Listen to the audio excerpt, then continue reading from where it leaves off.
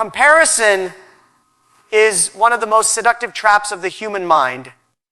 It creeps in quietly, often disguised as inspiration, but quickly transforms into a relentless weight that steals joy and halts growth. The moment we begin to measure ourselves against someone else's timeline, achievements, or appearance, we stop cultivating our own soil.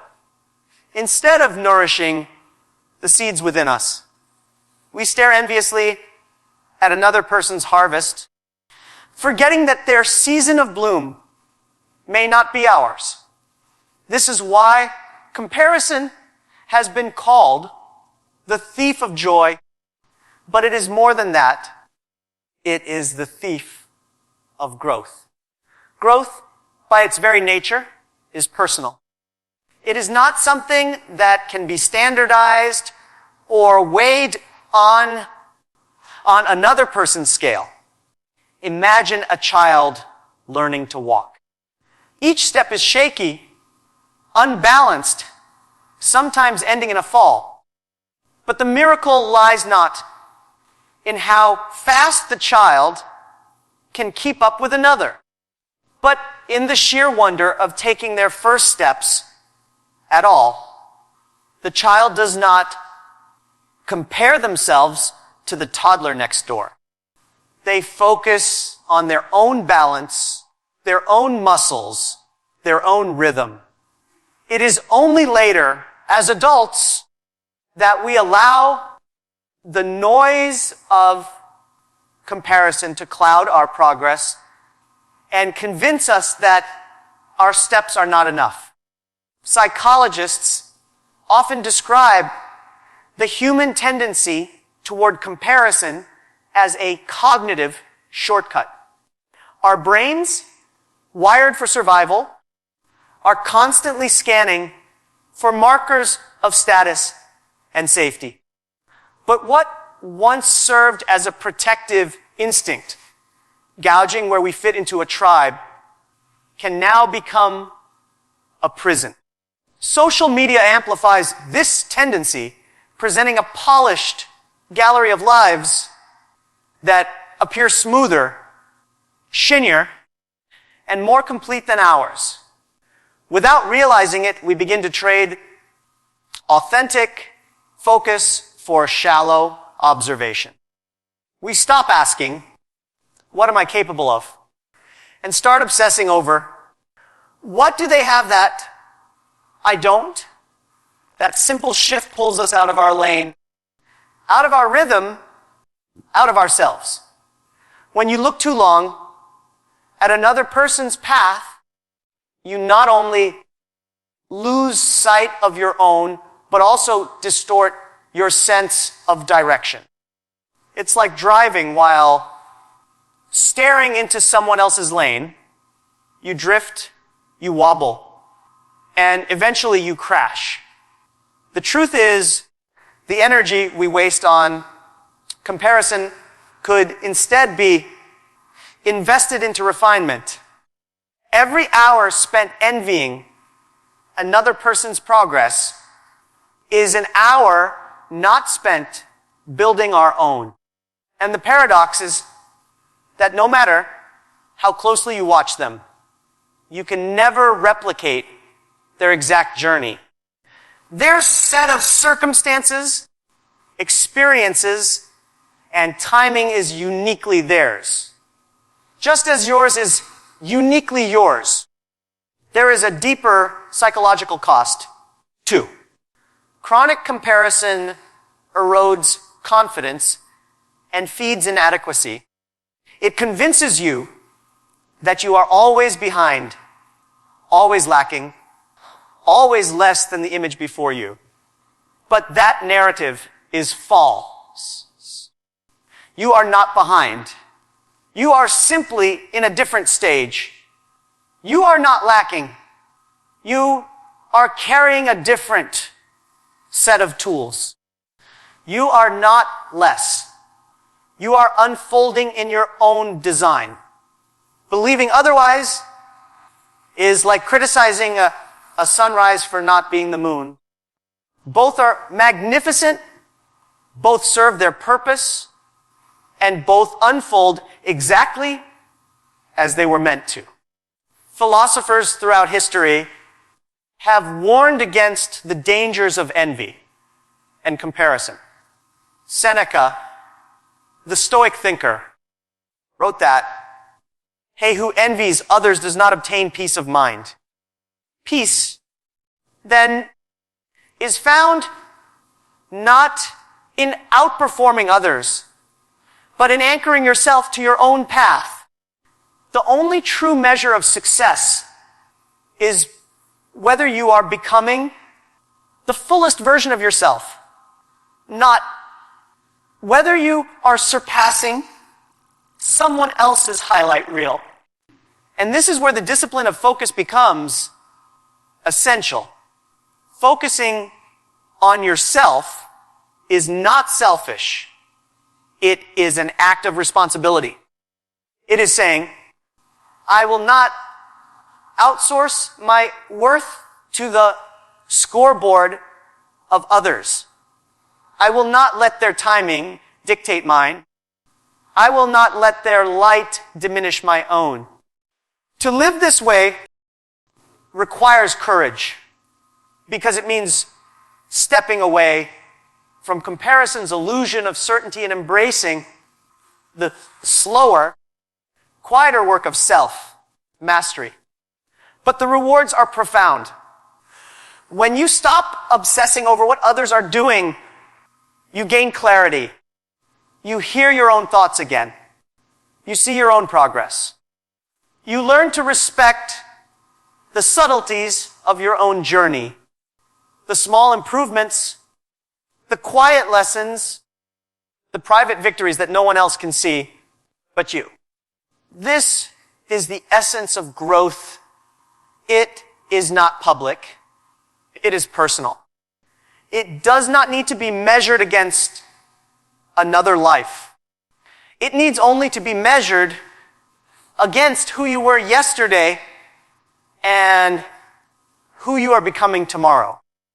And the remarkable thing is that once you stop competing with others, you free yourself to collaborate, to admire, to be inspired without being diminished. You can celebrate someone else's success without questioning your own.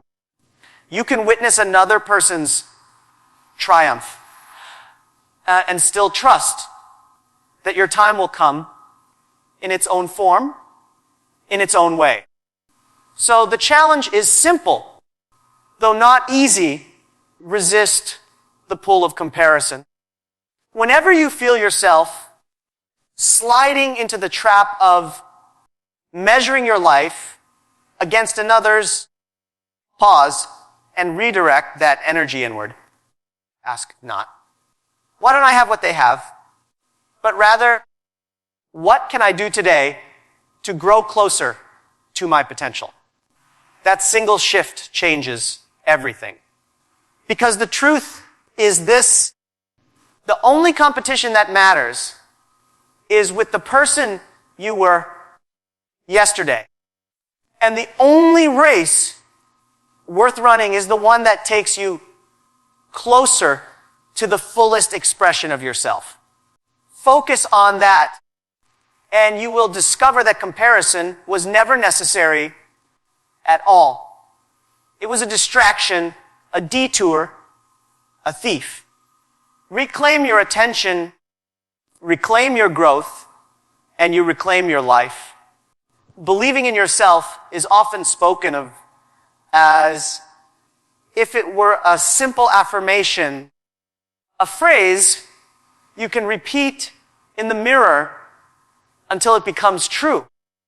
But self-belief is not a hollow chant. It is the byproduct of something deeper, something cultivated over time.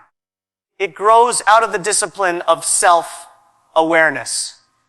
Without self-awareness, belief collapses into either arrogance or insecurity, swinging between extremes with no foundation to hold it steady. To focus on yourself in a meaningful way, you must first learn to see yourself clearly, without distortion, without denial, and without the constant interference of outside voices. Self-awareness begins with the courage to ask difficult questions. Who am I when no one is watching? What values guide me when external pressure fades? Where do I stumble? And where do I shine? These questions are not comfortable because they strip away illusion. They demand honesty, not performance. And yet, without them, you remain a stranger to yourself, forever chasing other people's definitions of success. It is impossible to believe in yourself if you don't truly know yourself, because belief requires an anchor, a root system, something authentic to hold on to when the winds of doubt begin to blow. Psychology teaches us that awareness itself can be transformative. Simply naming your emotions changes how the brain processes them. Simply identifying your habits, both constructive and destructive, makes them easier to refine. This is why focus must first turn inward. Without self-awareness, you are like a traveler holding a compass, but never stopping to check where north actually is. You move, yes, but without direction. Self-awareness is the act of stopping, orienting, and recognizing the terrain of your own mind before you take the next step forward. But self-awareness is not just about strengths. It is also about limitations.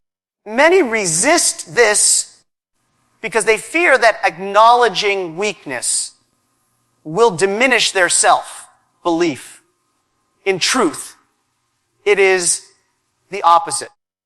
When you recognize your blind spots, you disarm them, you can prepare for them, compensate for them, and even transform them into areas of growth. The person who denies their flaws is like a sailor ignoring holes in their boat. They appear confident until the storm comes, and then the illusion shatters.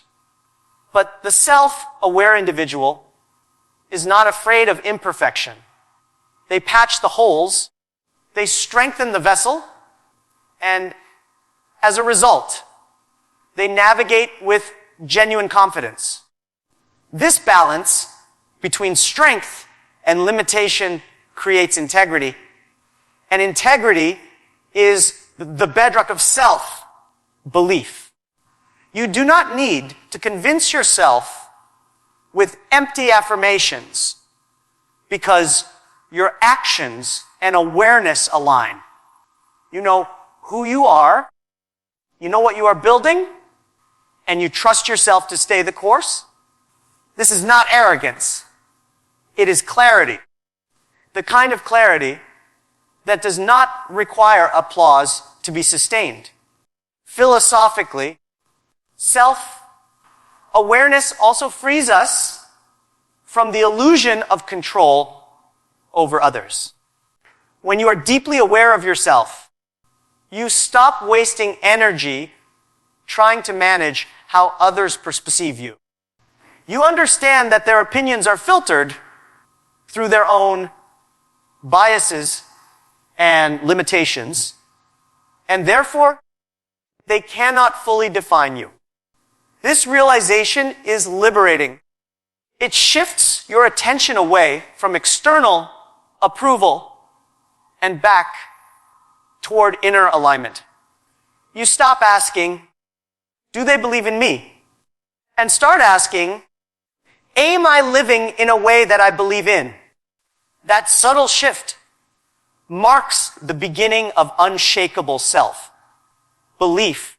Consider how much of modern distraction stems from avoidance of self-awareness. People drown themselves in noise, in comparison, in constant scrolling, because silence would force them to face themselves. Yet, it is precisely in that silence where transformation begins. Self-awareness requires moments of stillness, spaces of reflection, and a willingness to see what emerges. And when you make space for this practice, you discover truths about yourself that are often more encouraging than frightening. You recognize resilience where you thought there was only fragility. You uncover values you had neglected, strengths you had forgotten, and aspirations you had suppressed beneath layers of doubt. When you focus on yourself with awareness, you begin to walk differently. You are less easily swayed by trends, less vulnerable to envy, less shaken by criticism. Because you are not building on borrowed ground. You are rooted in self-knowledge. And from that soil, belief grows naturally. You do not need to manufacture it or force it. You simply trust what you know to be true about yourself and allow that truth to carry you forward. But self-awareness is not a destination. It is a discipline, a practice, something to be cultivated continually. Just as a mirror must be cleaned regularly to reflect accurately, your mind requires constant reflection to remain clear. Each stage of life will reveal new aspects of yourself, some challenging, some inspiring, and the work is to remain open, honest, and attentive. That is how belief deepens with time. It is not a static confidence. It is a living trust in your own evolving self. And so, the discipline of self-awareness is not just about knowing yourself. It is about building a foundation upon which belief can stand firm, even in uncertainty. It transforms focus from a superficial obsession with outcomes into a meaningful journey of alignment. It teaches you that the most important work is not convincing the world of your worth, but becoming someone you yourself can trust. Progress is often misunderstood. Because we've been conditioned to see it as something that must be passion, that must be displayed, validated, or measured by others. From an early age, society teaches us to equate progress with applause, grades in school, trophies on the shelf, promotions at work. These markers are external, and while they may carry meaning, they do not define growth. True progress is often invisible to the outside world. It is personal, subtle, and internal. It happens in the quiet adjustments of the mind, in the steady strengthening of discipline, in the unseen battles we win against ourselves. The problem is that many of us become trapped in the illusion that unless progress is public, it is not real. We hesitate to celebrate private victories because they do not garner recognition. Yet the truth is, the most transformative changes in your life will rarely be witnessed by anyone else. No one will see the night you chose not to give up. No one will notice the morning you resisted the pull of procrastination and took a single decisive step forward. No one will applaud the moment you forgave yourself for a past mistake and allowed yourself to try again. These moments do not trend, they do not draw likes or followers, but they shape the architecture of your character. Psychologically, this tendency toward external validation is deeply rooted. Human beings are social creatures wired to seek approval as a sign of belonging. But when the need for recognition overshadows the need for authenticity, progress becomes distorted. You may begin to act not for the sake of growth, but for the sake of display. And when applause fades, as it inevitably does, you are left empty, wondering if the progress was ever real.